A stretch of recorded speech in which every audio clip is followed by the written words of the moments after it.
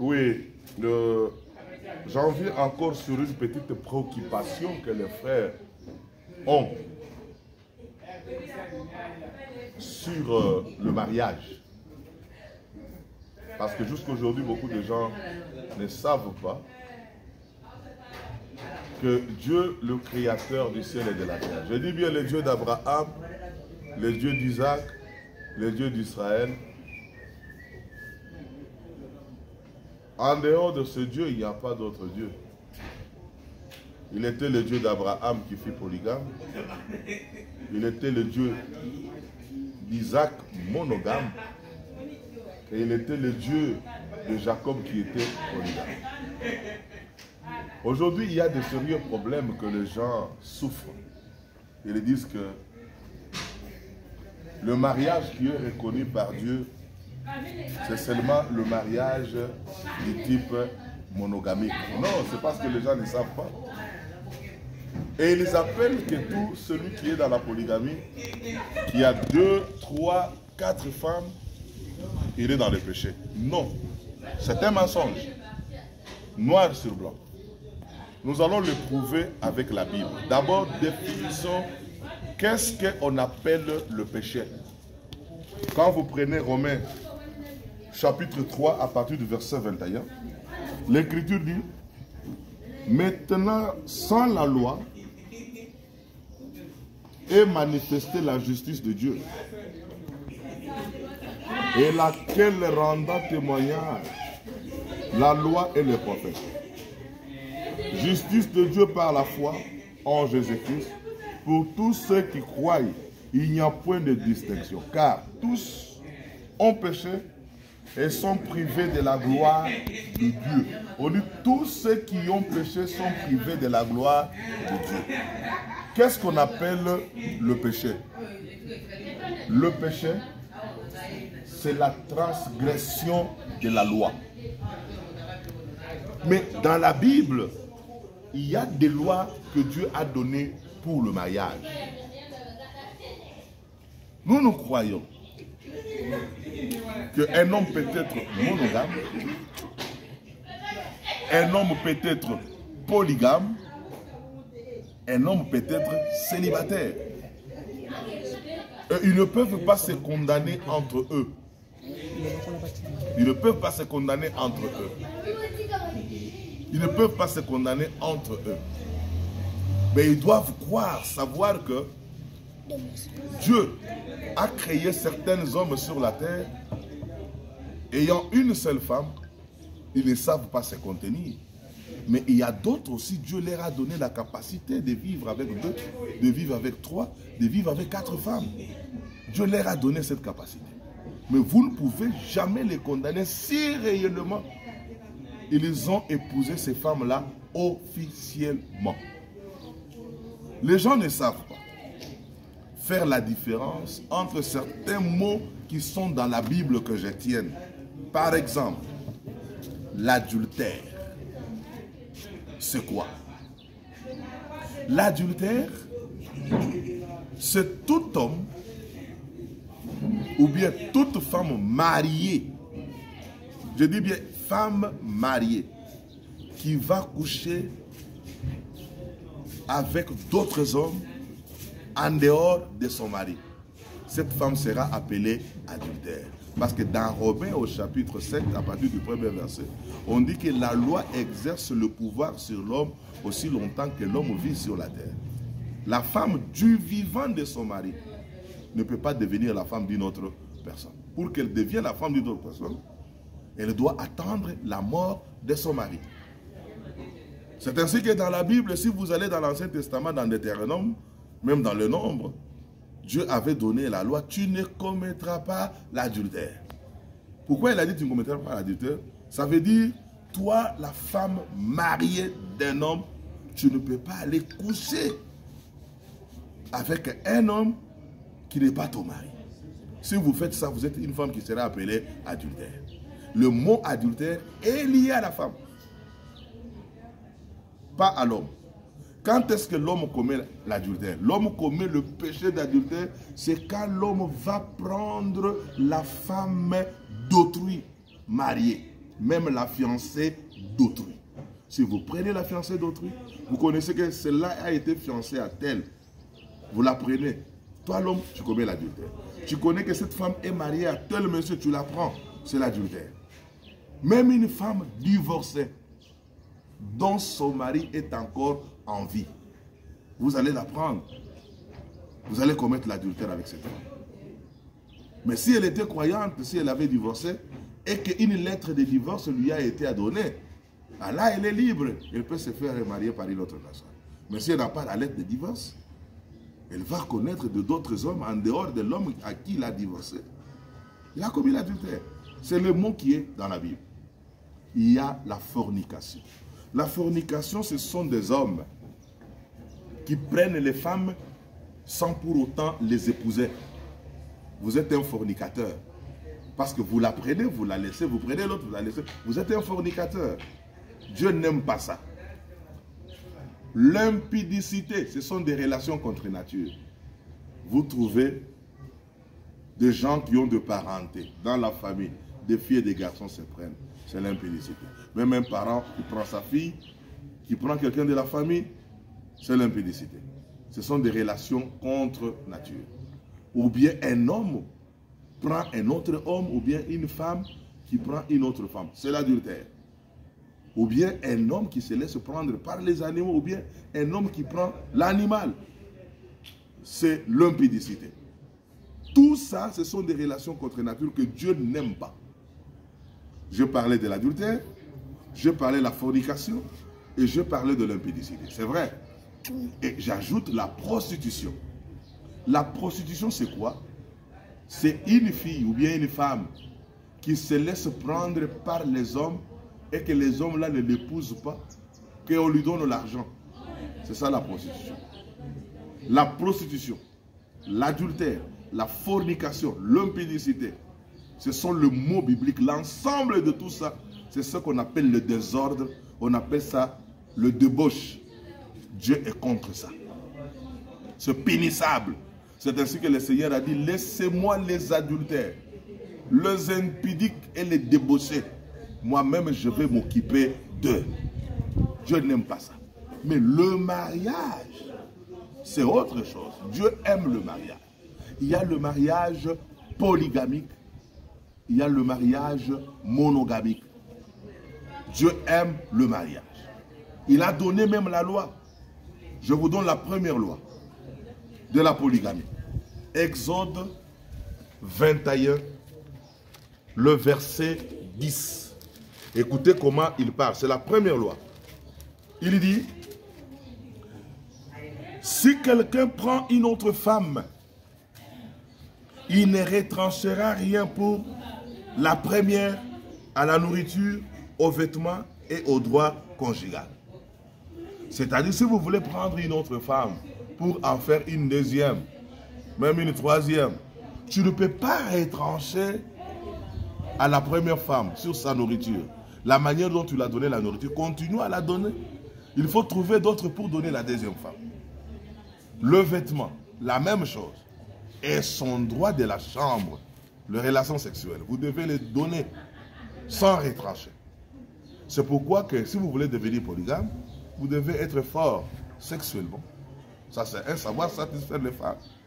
Et deux, vous devez avoir le moyen, comme les Quinois disent que l'homme, c'est la longue poche. Vous devez avoir le moyen. La manière dont tu nourrissais la première, tu ne peux pas retrancher. Tu dois avoir encore d'autres moyens pour nourrir la deuxième, tout comme pour nourrir la troisième. C'est le problème de moyens et de la force. C'est la première loi. La deuxième loi de la polygamie, Lévitique 18. Le verset 8 d'abord. On donne la deuxième loi. On dit, tu ne découvriras point la nudité de la femme de ton père, c'est la nudité de ton père. Ça veut dire, ton père a sa femme. Parce que ta mère, on ne peut pas l'appeler la femme de ton père. Non. Quand on dit tu ne découvriras pas la nudité de la femme de ton père, ça veut dire que c'est une autre femme en dehors de ta mère. C'est ça le péché qui a été connu par l'homme là de 1 Corinthiens 5. que Paul, on lui avait écrit une lettre qu'ici à Corinthe, il y a un homme qui a pris la femme de son père. Qu'est-ce qu'on doit faire? Paul a dit, un pareil homme, vous pouvez l'exclure, l'enlever au milieu des frères. Vous devez les livrer dans le main du diable. Parce qu'il a fait ce que le païen ne peut même pas faire. Aller prendre la femme de son père. C'est dans 1 Corinthiens 5. C'est-à-dire que si tu veux avoir une deuxième femme, n'allez pas prendre la femme de ton père. Tu dois avoir une autre femme qui n'a jamais été dans un mariage et que tu l'épouses comme votre femme. Comme la deuxième, comme la troisième. C'est la deuxième loi. La troisième loi, c'est Lévitique 18, le verset 18.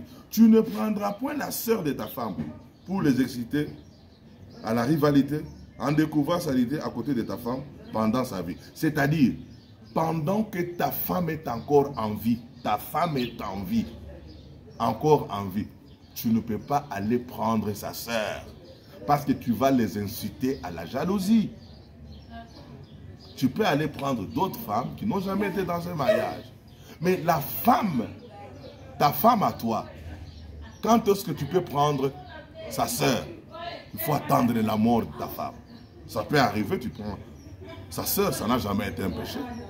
Ce n'est pas un problème. Mais du vivant de ta femme est encore en vie, tu ne peux pas aller prendre la sœur de ta femme parce que tu vas les inciter dans le jalousie. C'est car Dieu le permettait au commencement, avant que les hommes se multiplient sur la terre. C'est ainsi que tu as vu Jacob est allé épouser deux filles de la même famille, l'aînée et la cadette. C'était Rachel et Léa. Dieu permettait ça. Dieu permettait aussi que les gens puissent épouser dans la famille. Pendant ce temps, les gens n'étaient pas encore multipliés. Ils ne pouvaient pas appeler ça l'inceste. Mais il a appelé l'inceste, c'est quand les gens se sont multipliés sur la terre, les gens sont devenus nombreux. Il y a eu des filles de l'autre côté, des garçons de l'autre côté. Maintenant là, Dieu a donné la loi avec Moïse, que le mariage ne peut pas se faire entre frères ou bien entre sœurs, entre deux parentés, parce qu'il y aura de l'inceste. C'est ainsi que cela a été coupé. Mais au commencement, avant le péché, avant que les gens se multiplient sur la terre, quand les gens étaient encore moins nombreux, Dieu permettait que le mariage pouvait se faire en famille. Un homme pouvait prendre sa sœur, mais maintenant, comme la loi est là, les gens se sont multipliés, Dieu ne permet pas. C'est pour vous montrer tout simplement que Dieu n'est pas contre la polygamie.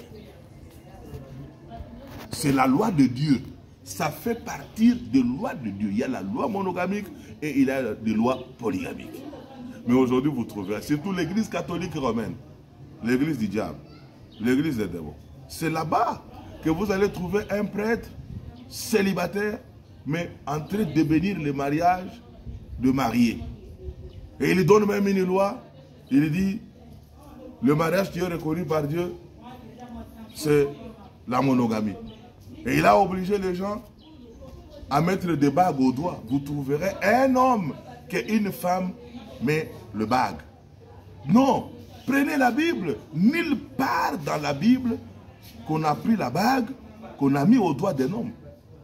Mais par contre, dans la Bible, regardez le mariage d'Isaac.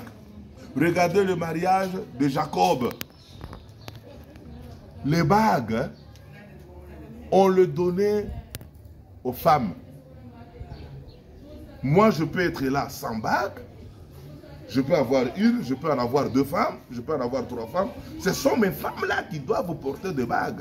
Parce qu'en passant sur la route, quand les gens verront l'indice de la bague, ils diront que cette femme est mariée, elle est la femme d'autrui. C'est un symbole, c'est un signe d'alliance. Mais en d'autres termes, celui qui nous engage, nous, dans l'alliance, c'est Dieu. Il nous engage dans son alliance qu'il a fait avec son Fils Jésus-Christ, en versant son sang. Nous, nous sommes engagés dans son alliance. C'est comme moi, j'engage mon épouse dans mon alliance. Ce n'est pas mon épouse qui m'engage moi dans son alliance. C'est moi qui l'engage. C'est pourquoi la Bible dit, l'homme doit aimer sa femme comme Christ a aimé son église. L'homme doit se battre pour sa femme. Et la femme, elle, on ne l'a pas demandé d'aimer l'homme, on a demandé à la femme de se soumettre à son mari, comme au Seigneur. le même respect qu'il donne à Dieu, la même révérence qu'il donne à Dieu, c'est le même respect et la même révérence qu'il doit donner à son mari. Et une femme soumise, c'est une femme qui mérite de bénédiction de son mari. Alors, bien aimé dans le Seigneur, ça c'est un numéro que j'ai apporté tout simplement pour vous dire que la polygamie n'a jamais été un péché. Mais il y a un verset dans la Bible que les gens appuient souvent. Il y en a plusieurs. Mais je vous donne d'abord un verset que les gens touchent beaucoup. Vous le trouverez, il est lise dans 1 Corinthiens au chapitre 7. Les 1 Corinthiens au chapitre 7, c'était une réponse que l'apôtre Paul a apportée aux Corinthiens. L'acte qu'un homme a posé dans 1 Corinthiens 5. Cet homme-là a pris la femme de son père. On l'a exclu de l'église et ensuite on l'a livré dans les mains du diable. C'est ainsi que les Corinthiens, quand ils ont vu cet acte-là, ils ont dit non, c'est horrible, cela ne peut pas se faire encore au milieu de nous. Ils ont écrit la lettre à Paul pour lui dire que, qu'est-ce que vous nous demandez? Nous avions bon trouvé de ne pas épouser des femmes. Nous voulons rester des célibataires comme toi, Paul. Paul a dit, vous n'allez pas arriver à être célibataire comme moi. Moi, c'est Dieu qui a fait de moi célibataire. Mais suivez. Écoutez la réponse que Paul a donnée. Il dit, pour ce qui concerne les choses au sujet desquelles vous m'avez écrit. C'est-à-dire, les Corinthiens, dans 1 Corinthiens 5, ils l'ont écrit à propos de l'homme qui avait pris la femme de son père, qui n'était pas sa mère. C'est-à-dire, son père avait plusieurs femmes. C'est ainsi que lui est allé prendre la femme de son père. Vous comprenez ça? Mais là, il dit, je pense qu'il est bon pour les hommes, pour l'homme de ne point toucher les femmes.